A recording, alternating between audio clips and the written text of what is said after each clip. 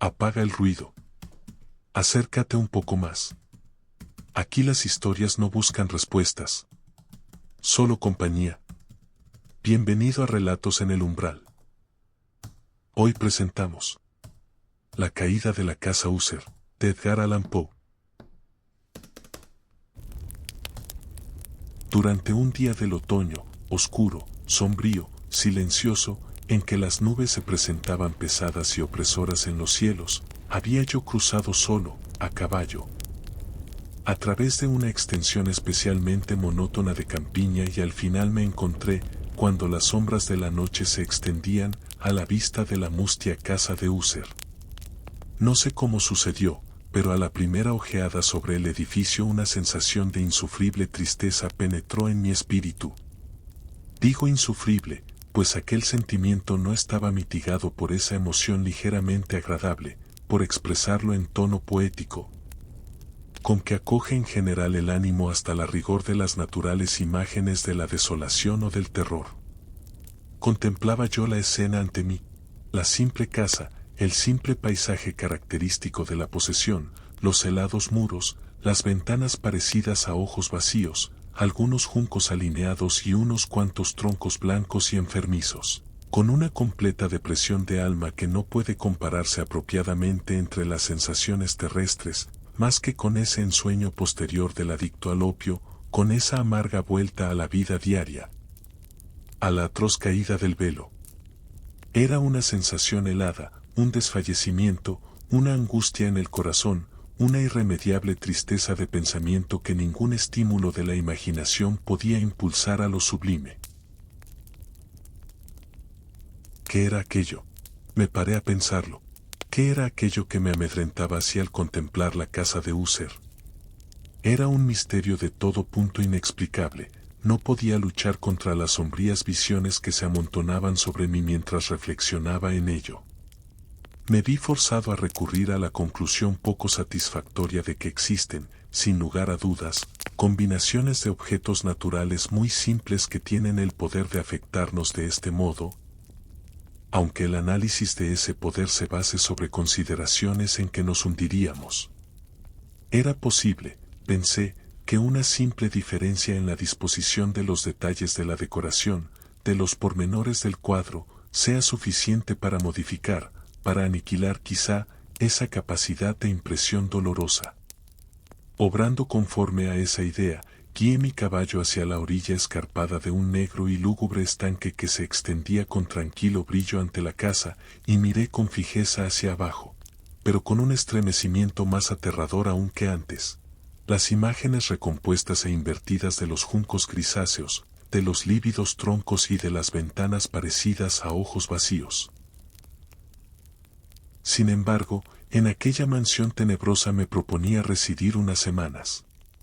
Su propietario, Roderick User, fue uno de mis optimistas compañeros de infancia, pero habían transcurrido muchos años desde nuestro último encuentro. Una carta me había llegado recientemente a una alejada parte de la comarca. Una carta de él, cuyo carácter de apasionada urgencia no admitía otra respuesta que mi presencia. La letra mostraba una indudable agitación nerviosa. El autor de la carta me hablaba de una dolencia física aguda, de un trastorno mental que le oprimía, y de un ardiente deseo de verme como a su mejor y en realidad su único amigo, pensando hallar en el deleite de mi compañía algún consuelo a su mal. Era la manera como decía todas estas cosas y muchas más, era la forma suplicante de abrirme su pecho lo que no me permitía vacilación, y, por tanto, obedecí desde luego, lo que consideraba yo, pese a todo, como un requerimiento muy extraño. Aunque de niños hubiéramos sido camaradas íntimos, sabía yo muy poco de mi amigo. Su reserva fue siempre excesiva y habitual. Sabía, no obstante, que pertenecía a una familia muy antigua que se había distinguido desde tiempo inmemorial por una peculiar sensibilidad de temperamento, desplegada a través de los siglos en muchas obras de un arte elevado, y que se manifestaba desde antiguo en actos repetidos de una generosa aunque recatada caridad, así como por una apasionada devoción a las dificultades, quizá más bien que a las bellezas ortodoxas y sin esfuerzo reconocibles de la ciencia musical. Tuve también noticia del hecho muy notable de que del tronco de la estirpe de los User, por gloriosamente antiguo que fuese, no había brotado nunca, en ninguna época, rama duradera, en otras palabras, que la familia entera se había perpetuado siempre en línea directa, salvo muy insignificantes y pasajeras excepciones.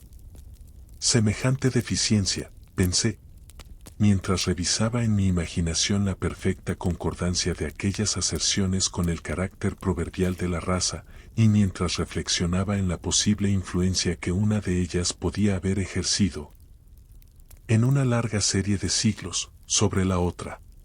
¿Era acaso aquella ausencia de rama colateral y de consiguiente transmisión directa, de padre a hijo, del patrimonio del nombre, lo que había, a la larga, identificado también a los dos?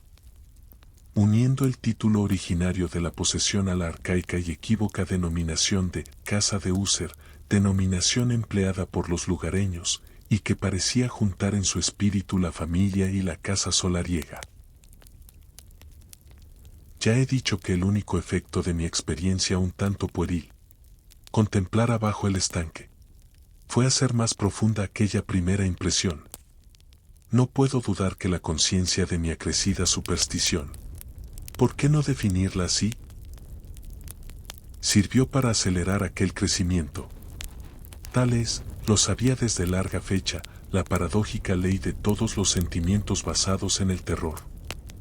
Y aquella fue tal vez la única razón que hizo, cuando mis ojos desde la imagen del estanque se alzaron hacia la casa misma, que brotase en mi mente una extraña visión, una visión tan ridícula, en verdad, que si hago mención de ella es para demostrar la viva fuerza de las sensaciones que me oprimían.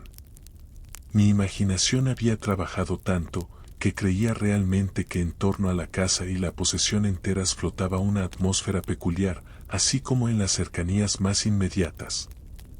Una atmósfera que no tenía afinidad con el aire del cielo, sino que emanaba de los enfermizos árboles, de los muros grisáceos y del estanque silencioso, un vapor pestilente y místico, opaco, pesado, apenas discernible, de tono plomizo. Sacudí de mi espíritu lo que no podía ser más que un sueño, y examiné más minuciosamente el aspecto real del edificio. Su principal característica parecía ser la de una excesiva antigüedad. La decoloración ocasionada por los siglos era grande.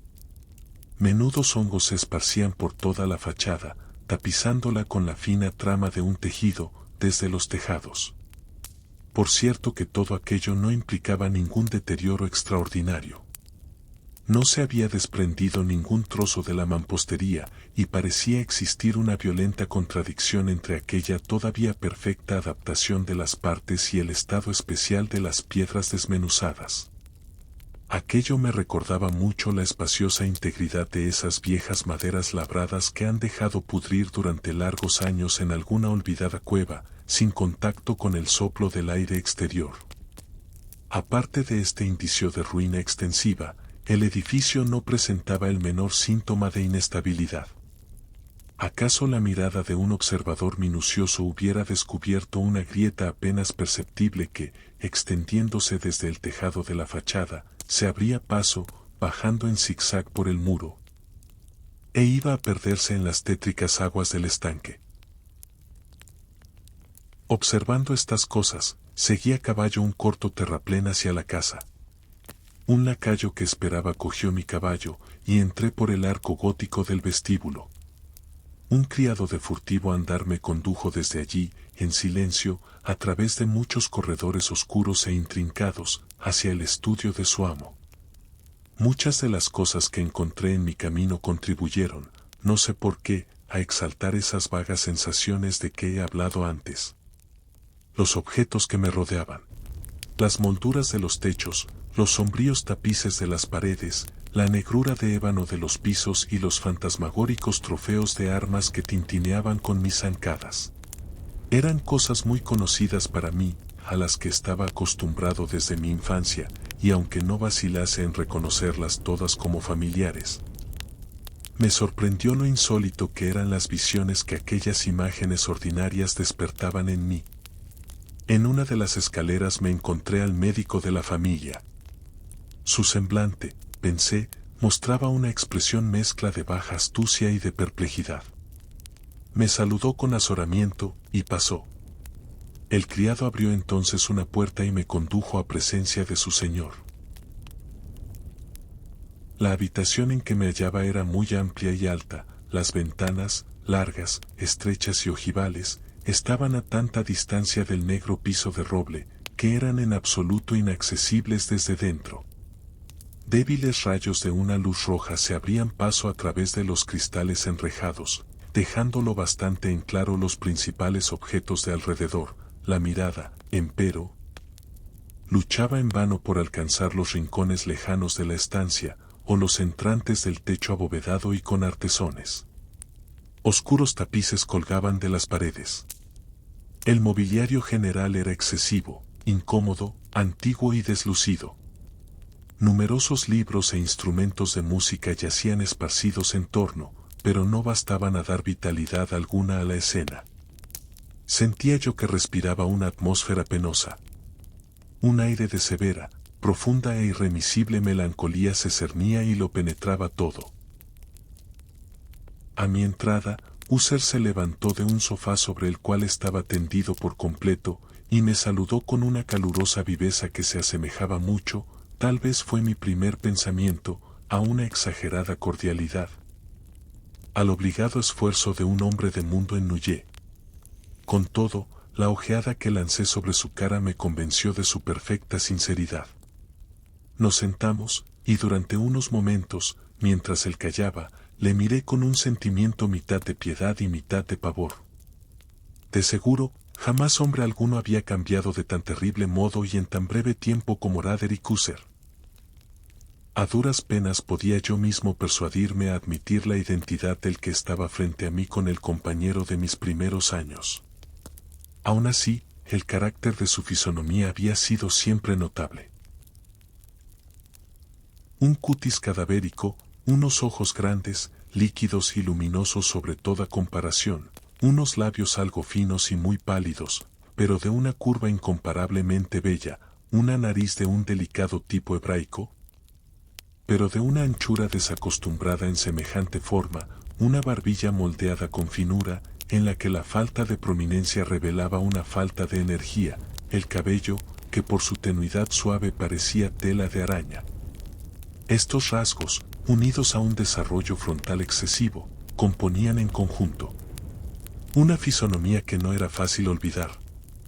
Y al presente, en la simple exageración del carácter predominante de aquellas facciones, y en la expresión que mostraban, se notaba un cambio tal, que dudaba yo del hombre a quien hablaba. La espectral palidez de la piel y el brillo ahora milagroso de los ojos me sobrecogían sobre toda ponderación y hasta me aterraban.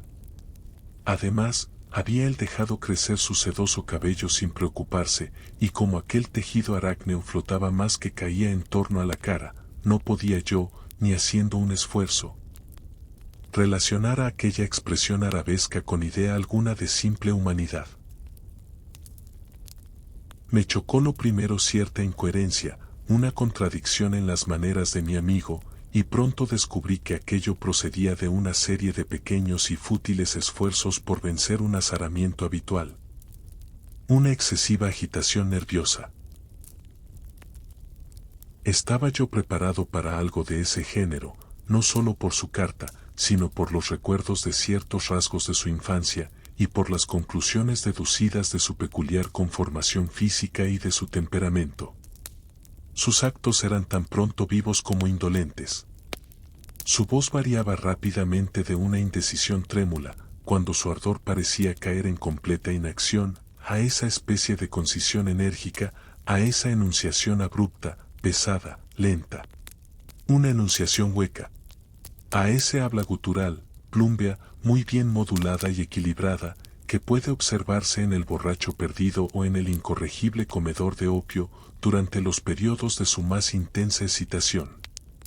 Así, pues, habló del objeto de mi visita, de su ardiente deseo de verme y de la alegría que esperaba de mí.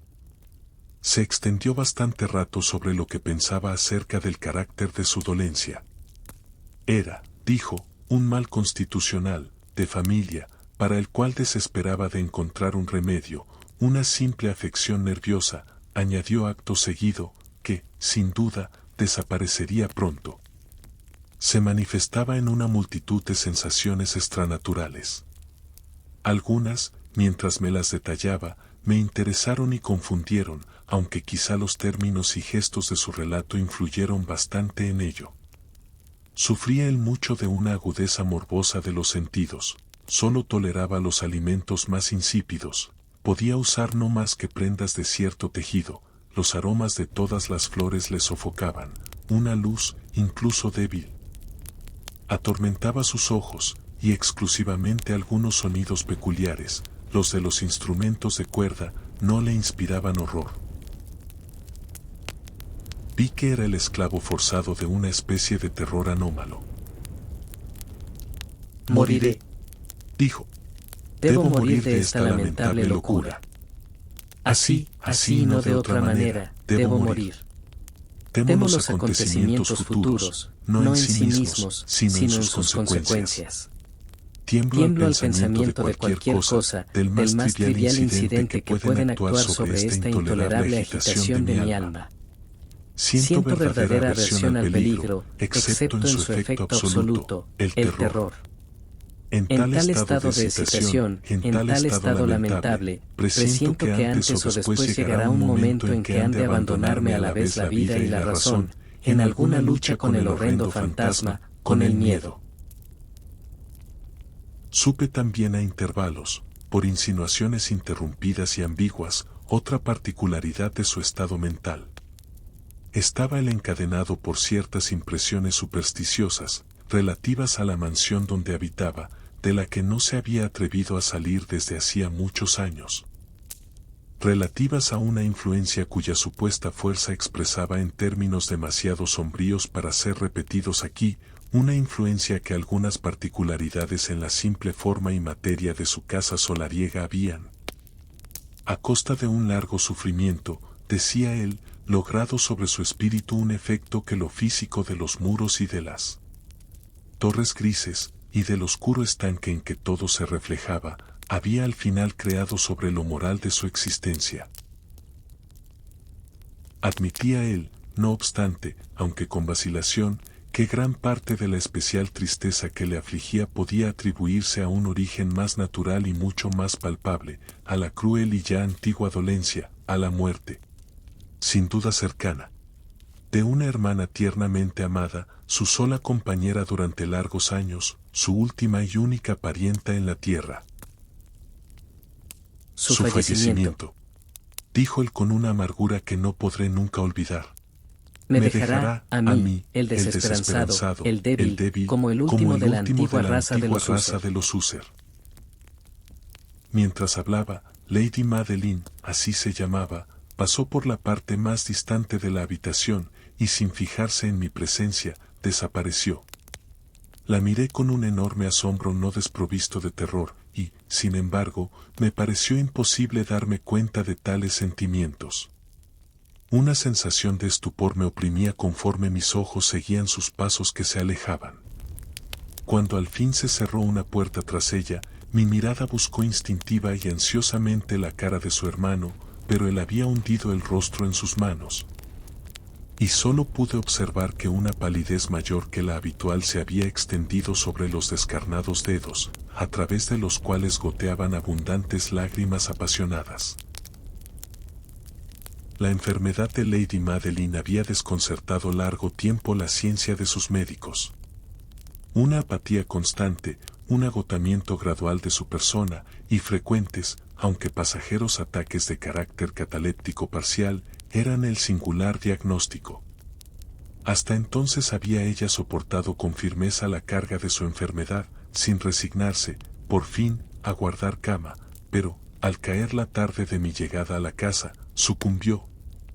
Como su hermano me dijo por la noche con una inexpresable agitación, al poder postrador del mal, y supe que la mirada que yo le había dirigido sería, probablemente, la última, que no vería ya nunca más a aquella dama.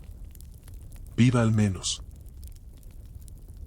En varios días consecutivos no fue mencionado su nombre ni por User ni por mí, y durante ese periodo hice esfuerzos ardorosos para aliviar la melancolía de mi amigo.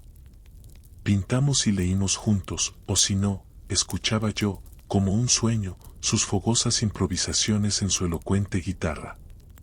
Y así, a medida que una intimidad cada vez más estrecha me admitía con mayor franqueza en las reconditeces de su alma, percibía yo más amargamente la inutilidad de todo esfuerzo para alegrar un espíritu cuya negrura, como una cualidad positiva que le fuese inherente, derramaba sobre todos los objetos del universo moral y físico una irradiación incesante de tristeza.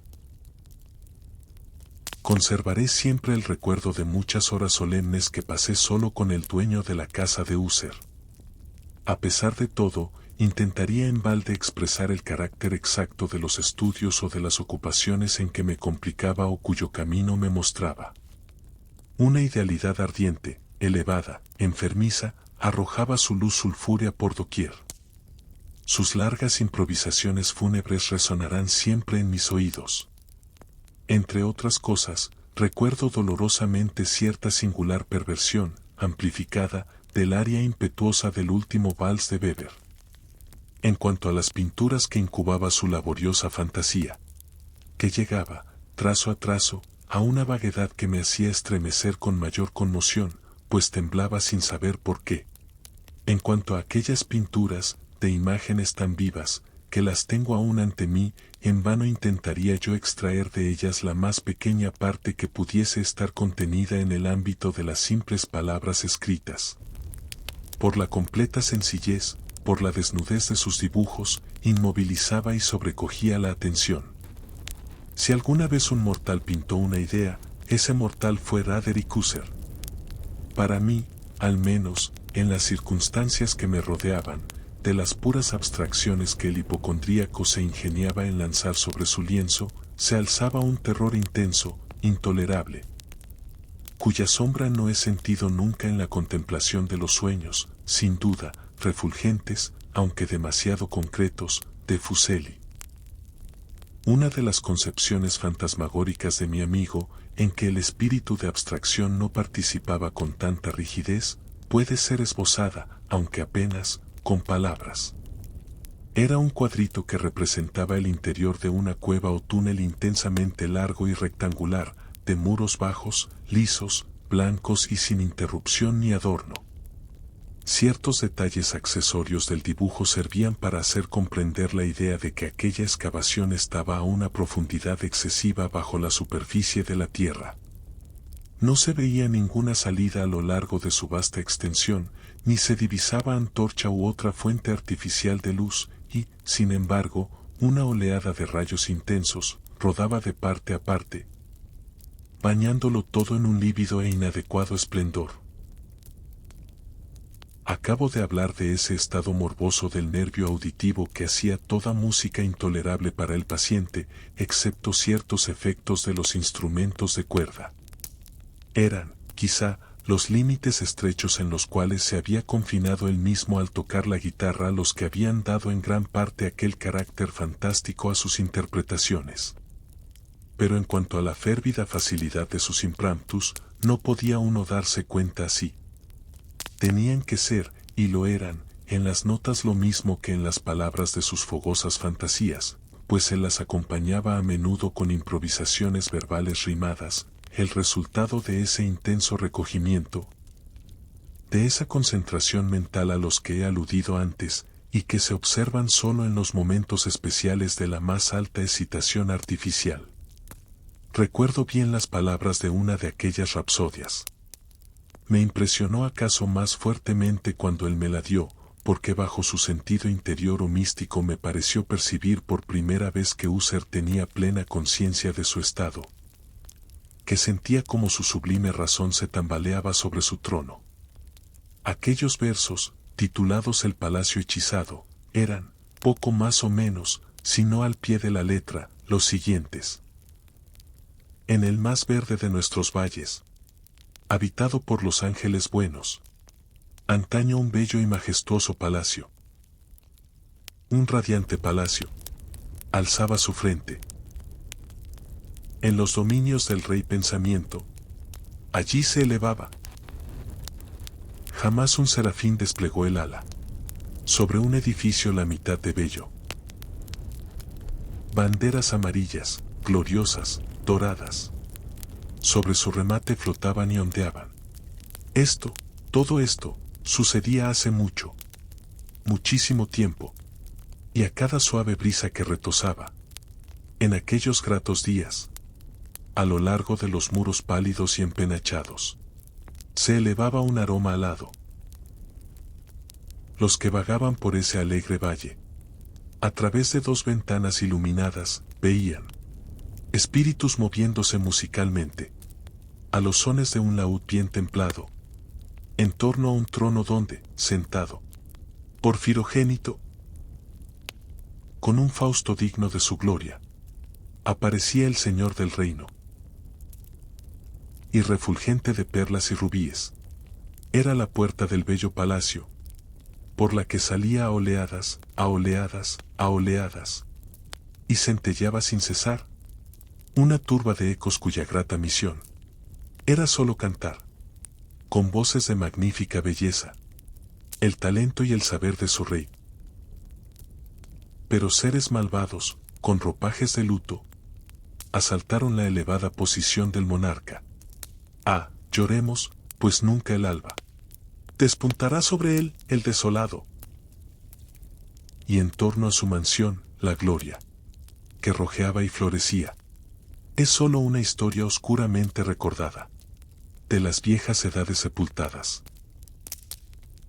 Y ahora los viajeros, en ese valle, a través de las ventanas rojizas, ven amplias formas moviéndose fantásticamente, en una desacorde melodía, mientras, cual un rápido y horrible río, a través de la pálida puerta, una horrenda turba se precipita eternamente, riendo, mas sin sonreír nunca más. Recuerdo muy bien que las sugestiones suscitadas por esta balada nos sumieron en una serie de pensamientos en la que se manifestó una opinión de Husserl que menciono aquí, no tanto en razón de su novedad, pues otros hombres han pensado lo mismo, sino a causa de la tenacidad con que él la mantuvo. Esta opinión, en su forma general, era la de la sensibilidad de todos los seres vegetales. Pero en su trastornada imaginación la idea había asumido un carácter más atrevido aún, e invadía, bajo ciertas condiciones, el reino inorgánico. Me faltan palabras para expresar toda la extensión o el serio abandono de su convencimiento.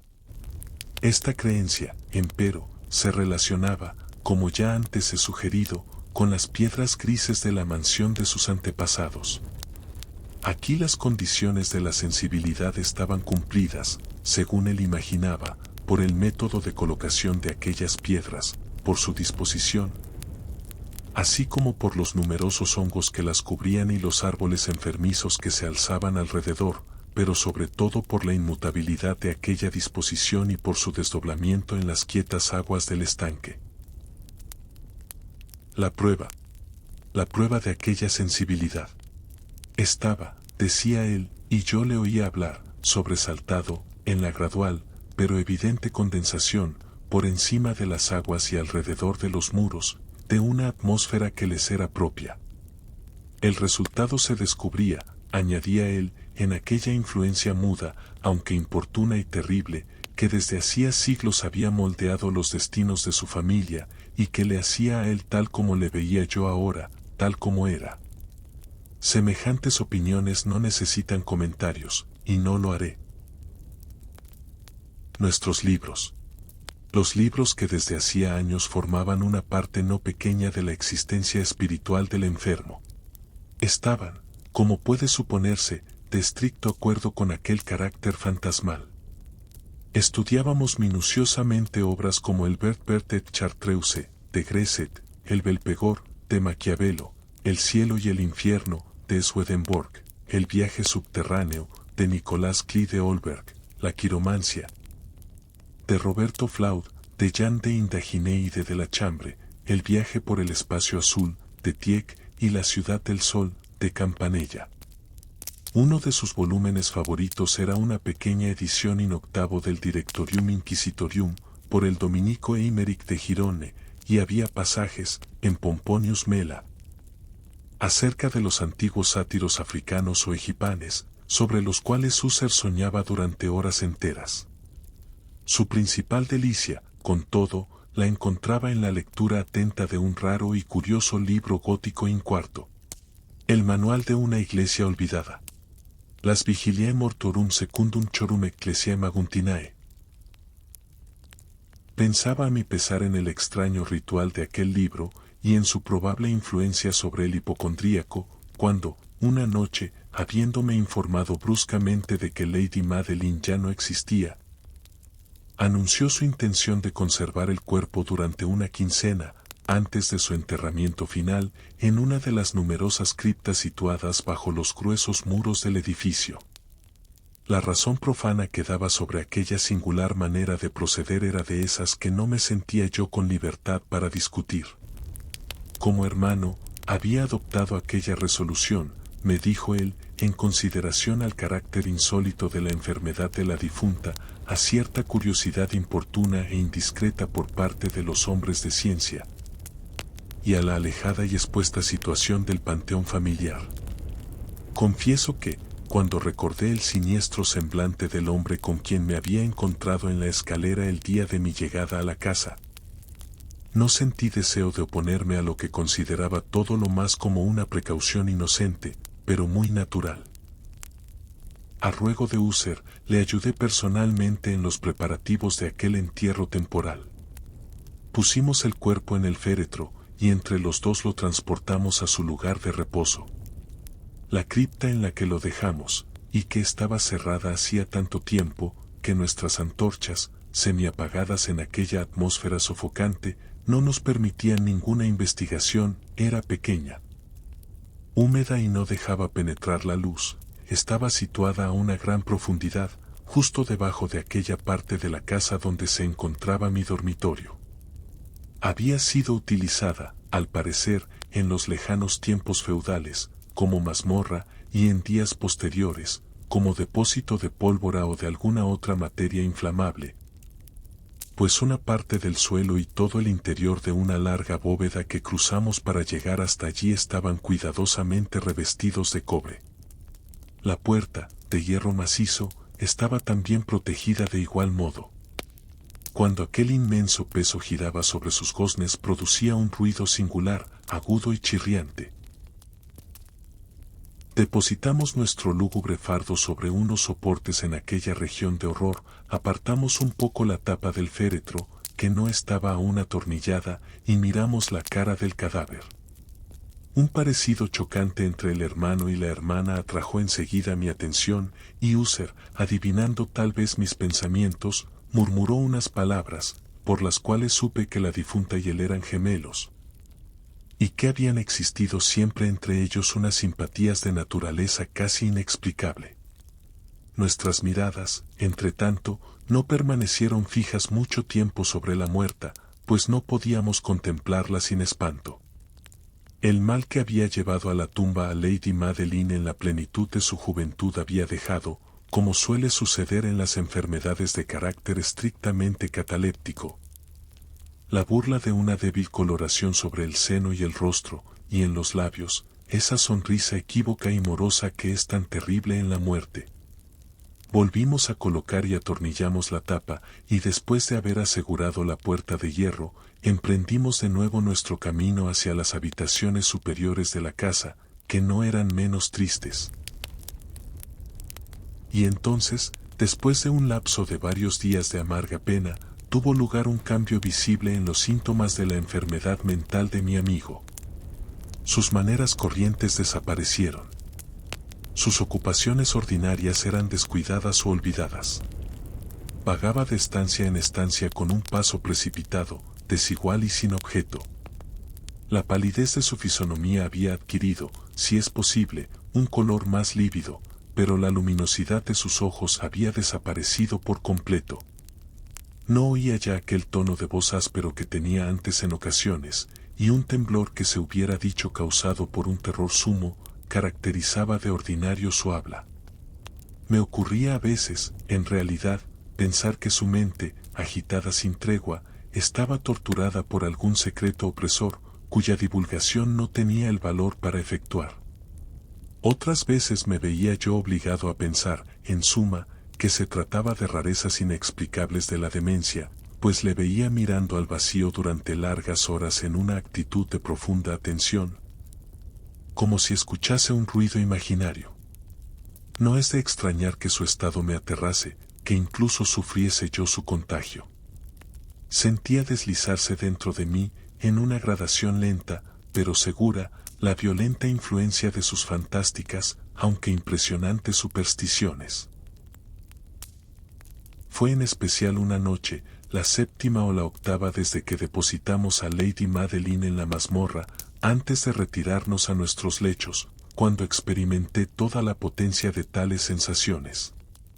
El sueño no quería acercarse a mi lecho, mientras pasaban y pasaban las horas. Intenté buscar un motivo al nerviosismo que me dominaba. Me esforcé por persuadirme de que lo que sentía era debido, en parte al menos, a la influencia trastornadora del mobiliario opresor de la habitación, a los sombríos tapices desgarrados que, atormentados por las ráfagas de una tormenta que se iniciaba, vacilaban de un lado a otro sobre los muros y crujían penosamente en torno a los adornos del lecho. Pero mis esfuerzos fueron inútiles. Un irreprimible temblor invadió poco a poco mi ánimo, y a la larga una verdadera pesadilla vino a apoderarse por completo de mi corazón. Respiré con violencia, hice un esfuerzo, logré sacudirla, e incorporándome sobre las almohadas, y clavando una ardiente mirada en la densa oscuridad de la habitación, presté oído. No sabría decir por qué me impulsó una fuerza instintiva. A ciertos ruidos vagos, apagados e indefinidos que llegaban hasta mí a través de las pausas de la tormenta. Dominado por una intensa sensación de horror, inexplicable e insufrible, me vestí deprisa, pues sentía que no iba a serme posible dormir en toda la noche, y procuré, andando a grandes pasos por la habitación, salir del estado lamentable en que estaba sumido.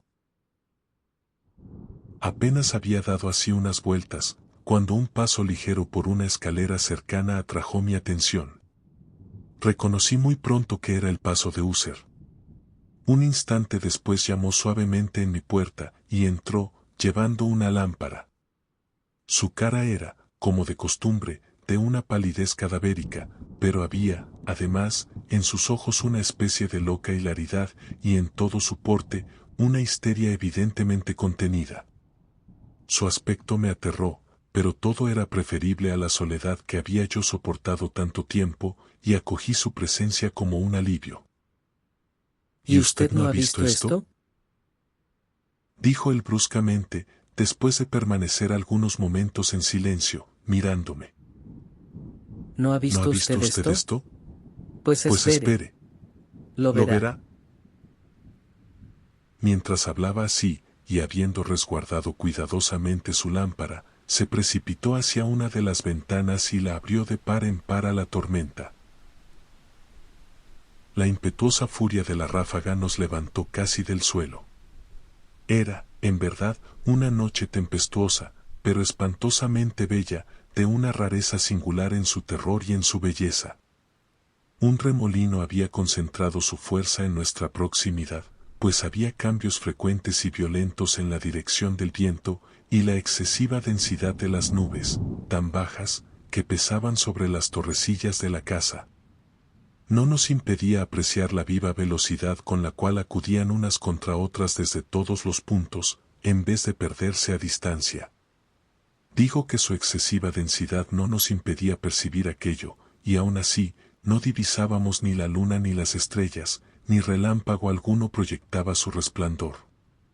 Pero las superficies inferiores de aquellas vastas masas de agitado vapor, lo mismo que todos los objetos terrestres muy cerca alrededor nuestro, reflejaban la claridad sobrenatural de una emanación gaseosa que se cernía sobre la casa y la envolvía en una mortaja luminosa y bien visible. «No debe usted, no contemplará usted esto», dije, temblando, a User, y le llevé con suave violencia desde la ventana a una silla. Esas apariciones que le trastornan son simples fenómenos eléctricos, nada raros, o puede que tengan su horrible origen en los fétidos miasmas del estanque. Cerremos esta ventana, el aire es helado y peligroso para su organismo. Aquí tiene usted una de sus novelas favoritas. Leeré, y usted escuchará, y así pasaremos esta terrible noche, juntos. El antiguo volumen que había yo cogido era el M.A. de Trist, de Sir Launcelot Canning, pero lo había llamado el libro favorito de User por triste chanza, pues, en verdad, con su tosca y pobre prolijidad, poco atractivo podía ofrecer para la elevada y espiritual idealidad de mi amigo. Era, sin embargo, el único libro que tenía inmediatamente a mano, y me entregué a la vaga esperanza de que la excitación que agitaba al hipocondríaco podría hallar alivio. Pues la historia de los trastornos mentales está llena de anomalías semejantes, hasta en la exageración de las locuras que iba yo a leerle. A juzgar por el gesto de predominante y ardiente interés con que escuchaba o aparentaba escuchar las frases de la narración, hubiese podido congratularme del éxito de mi propósito. Había llegado a esa parte tan conocida de la historia en que Etelredo, el héroe del Trist, habiendo intentado en vano penetrar pacíficamente en la morada del ermitaño, se decide a entrar por la fuerza. Aquí, como se recordará, dice lo siguiente la narración. Y Etelredo, que era por naturaleza de valeroso corazón, y que ahora sentíase, además, muy fuerte, gracias a la potencia del vino que había bebido, no esperó más tiempo para hablar con el ermitaño, quien tenía de veras el ánimo propenso a la obstinación y a la malicia, pero, sintiendo la lluvia sobre sus hombros y temiendo el desencadenamiento de la tempestad, levantó su maza, y con unos golpes abrió pronto un camino, a través de las tablas de la puerta, a su mano enguantada de hierro, y entonces, tirando con ella vigorosamente hacia sí, hizo crujir, hundirse y saltar todo en pedazos, de tal modo, que el ruido de la madera seca y sonando a hueco repercutió de una parte a otra de la selva. Al final de esta frase me estremecí e hice una pausa, pues me había parecido, aunque pensé enseguida que mi excitada imaginación me engañaba, que de una parte muy alejada de la mansión llegaba confuso a mis oídos un ruido que se hubiera dicho, a causa de su exacta semejanza de tono, el eco, pero sofocado y sordo, ciertamente, de aquel ruido real de crujido y de arrancamiento descrito con tanto detalle por Sir Launcelot. Era, sin duda, la única coincidencia lo que había atraído tan solo mi atención, pues entre el golpeteo de las hojas de las ventanas y los ruidos mezclados de la tempestad creciente, el sonido en sí mismo no tenía, de seguro, nada que pudiera intrigarme o turbarme. ¿Continué la narración?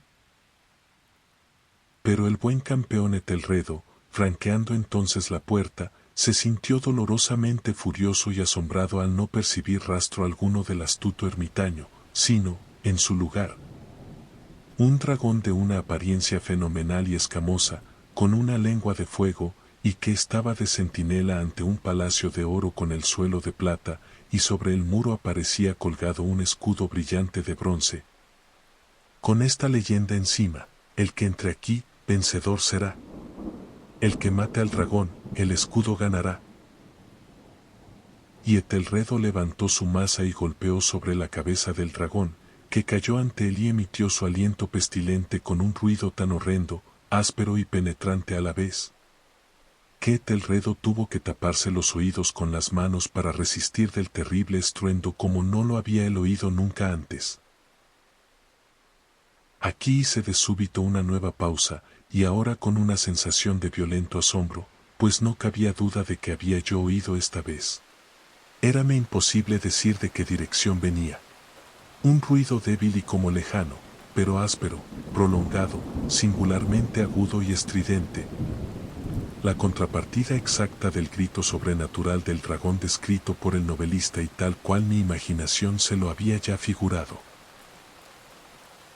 Oprimido como estaba sin duda, por aquella segunda y muy extraordinaria coincidencia, por 1000 sensaciones contradictorias entre las cuales predominaban un asombro y un terror extremos. Conservé la suficiente presencia de ánimo para tener cuidado de no excitar con una observación cualquiera la sensibilidad nerviosa de mi compañero.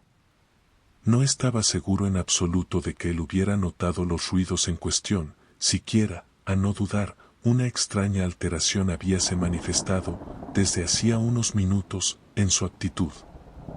De su posición primera enfrente de mí, había él hecho girar gradualmente su silla de modo a encontrarse sentado con la cara vuelta hacia la puerta de la habitación. Así, solo podía yo ver parte de sus rasgos. Aunque noté que sus labios temblaban como si dejasen escapar un murmullo inaudible. Su cabeza estaba caída sobre su pecho, y, no obstante, yo sabía que no estaba dormido pues el ojo que entreveía de perfil permanecía abierto y fijo. Además, el movimiento de su cuerpo contradecía también aquella idea pues se balanceaba con suave, pero constante y uniforme oscilación. Noté, desde luego, todo eso, y reanudé el relato de Sir Launcelot, que continuaba así. Y ahora el campeón, habiendo escapado de la terrible furia del dragón, y recordando el escudo de bronce, y que el encantamiento que sobre él pesaba estaba roto, apartó la masa muerta de delante de su camino y avanzó valientemente por el suelo de plata del castillo hacia el sitio del muro de donde colgaba el escudo, el cual, en verdad, no esperó a que estuviese él muy cerca, sino que cayó a sus pies sobre el pavimento de plata, con un pesado y terrible ruido. Apenas habían pasado entre mis labios estas últimas sílabas, y como si en realidad hubiera caído en aquel momento un escudo de bronce pesadamente sobre un suelo de plata, oí el eco claro, profundo, metálico, resonante, si bien sordo en apariencia. Excitado a más no poder, salté sobre mis pies, en tanto que Uther no había interrumpido su balanceo acompasado. Sus ojos estaban fijos ante sí, y toda su fisonomía, contraída por una pétrea rigidez. Pero cuando puse la mano sobre su hombro, un fuerte estremecimiento recorrió todo su ser, una débil sonrisa tembló sobre sus labios, y vi que hablaba con un susurro apagado, rápido y murmurante, como si no se diera cuenta de mi presencia. Inclinándome sobre él, absorbí al fin el horrendo significado de sus palabras. ¿No oye usted? Sí, yo oigo, y he oído. Durante mucho tiempo, muchos minutos, muchas horas, muchos días, he oído, pero no me atrevía. Oh, piedad para mí, mísero desdichado que soy. No me atrevía, no me atrevía a hablar. La hemos metido viva en el sepulcro. ¿No le he dicho que mis sentidos están agudizados? Le digo ahora que he oído sus primeros débiles movimientos dentro del ataúd. Los he oído hace muchos días, y, sin embargo, no me atrevía a hablar. Y ahora esta noche, Etelredo, ja, ja. La puerta del ermitaño rota, el grito de muerte del dragón y el escándalo del escudo, diga usted mejor la extirpación de su féretro, y el chirrido de los goznes de hierro de su prisión, y su lucha dentro de la bóveda de cobre. Oh, ¿a dónde huir? ¿No estará ella aquí enseguida? ¿No va a aparecer para reprocharme mi precipitación? ¿No he oído su paso en la escalera? No. ¿Percibo el pesado y horrible latir de su corazón? Insensato. Y en ese momento se alzó furiosamente de puntillas y aulló sus sílabas como si en aquel esfuerzo desprendiese su alma. Insensato. Le digo a usted que ella está ahora detrás de la puerta. En el mismo instante, como si la energía sobrehumana de sus palabras hubiese adquirido la potencia de un hechizo, las grandes y antiguas hojas que él señalaba entreabrieron pausadamente sus pesadas mandíbulas de ébano. Era aquello obra de una furiosa ráfaga, pero en el marco de aquella puerta estaba. Entonces la alta y amortajada figura de Lady Madeline de Usher. Había sangre. Sobre su blanco ropaje y toda su demacrada persona mostraba las señales evidentes de una enconada lucha. Durante un momento permaneció trémula y vacilante sobre el umbral. Luego, con un grito apagado y quejumbroso, cayó a plomo hacia adelante sobre su hermano y en su violenta y ahora definitiva agonía le arrastró al suelo, ya cadáver y víctima de sus terrores anticipados. Huí de aquella habitación y de aquella mansión, horrorizado. La tempestad se desencadenaba aún en toda su furia cuando traspasé la vieja calzada. De pronto una luz intensa se proyectó sobre el camino y me volví para ver de donde podía brotar claridad tan singular, pues solo tenía a mi espalda la extensa mansión y sus tenebrosidades. El fulgor provenía de la luna llena, que se ponía entre un rojo de sangre y que ahora brillaba con viveza a través de aquella abertura antes apenas visible y que, como ya he dicho al principio, se extendía ondulando desde el tejado del edificio hasta la base. Mientras la examinaba, aquella grieta se ensanchó con rapidez, hubo de nuevo una impetuosa ráfaga, un remolino, el disco entero del satélite estalló de repente. Ante mi vista, mi cerebro se alteró cuando vi los pesados muros desplomarse. Partidos en dos. Resonó un largo y turbulento estruendo, como la voz de mil cataratas, y el estanque profundo y pestilente, situado a mis pies, se cerró lúgubre y silenciosamente sobre los restos de la casa Usher.